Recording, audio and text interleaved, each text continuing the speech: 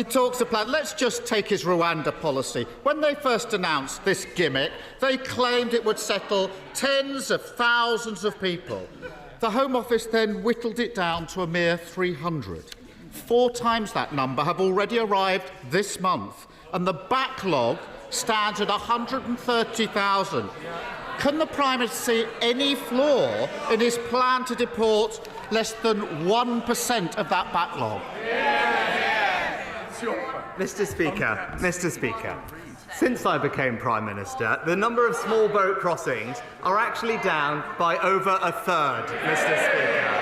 And that's because we've doubled National Crime Agency funding, we've increased the illegal enforcement rates by 70%, we've closed 7,500 bank accounts, deported 24,000 illegal migrants, and processed over 112,000 cases, more than at any point in the last 2 decades, Mr. Speaker. And it's crystal clear, as we're seeing from the Labour Party's opposition in this House, while we're committed to stopping the boats, the Labour Party would keep them coming. The tragedy is, we know the Prime Minister doesn't even believe in the Rwanda gimmick.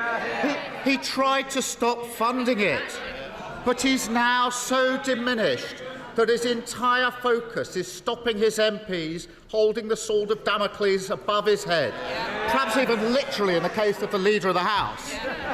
His great hope is to percolate his party with a couple of empty planes, praying they won't notice when the flights stop going, the boat's still coming, and the costs keep mounting.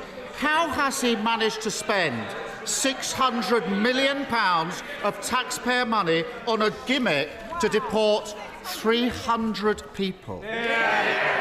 Mr. Speaker, it's crystal clear. Not only does the Labour Party not have a plan to fix this issue, but the truth is they don't actually care about fixing this issue. When he talks about the gangs, when we gave the police new powers to crack down on the people smuggling gangs, he spent months campaigning and voting against it. But thanks to our new laws, 900 criminals have been arrested. 450 have been convicted, serving over 370 years behind bars. If it was up to him, those criminals would still be out on our streets, Mr. Speaker. And the truth is, if he wasn't the Labour leader, he'd still want to be their lawyer.